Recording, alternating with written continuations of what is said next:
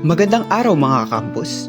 Si Iron ang inyong kasanggang campus journalist. Sa episode na ito ng Diary ng isang campus journalist, ibabahagi ko sa inyo ang roller coaster journey ko sa school's press conference. Naaalala ko pa nung una kong makatanggap ng recommendation galing sa advisor namin. Iron, gusto kong sumali ka sa news writing. Ganyan ang sabi ni Ginang Ramos. Napatanong na lang ako sa sarili ko. Sino ba naman ako para sumali sa presscon?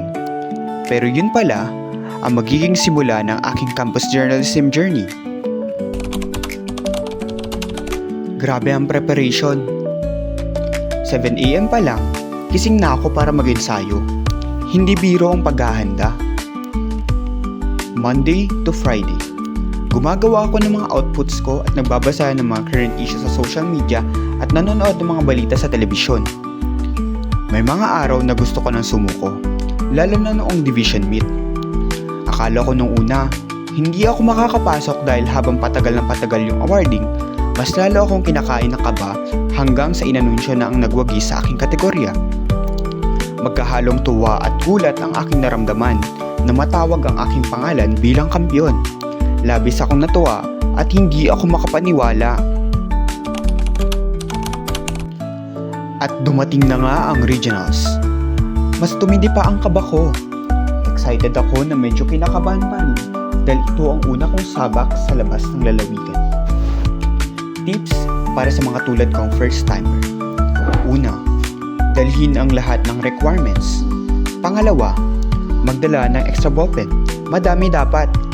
Pangatlo, huwag kalimutang magdasal bago ang kompetisyon.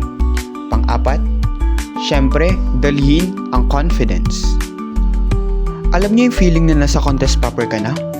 Yung mga kamay mo, nanginginig sa kaba, pero kailangan mo mag-focus kasi may time pressure.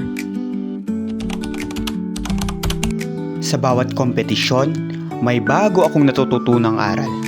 Una, hindi lang tungkol sa pagsusulat ang campus journalism. Pangalawa, mahalagang mag-research at updated sa mga napapanahong issue. Pangatlo, time management is key.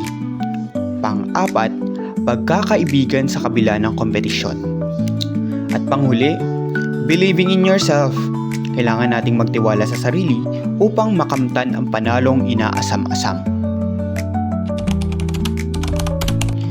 Kaya sa susunod na makakita kayo ng poster para sa school presscon, go lang, try nyo. You'll never know kung saan kayo dadalhin ng isang yes. Sa mga coaches at advisors, maraming salamat sa walang sawang paggabay. At sa mga kapwa ko campus journalists, ipagpatuloy lang ang pagsusulat dahil tayo ang boses ng mga kabataan.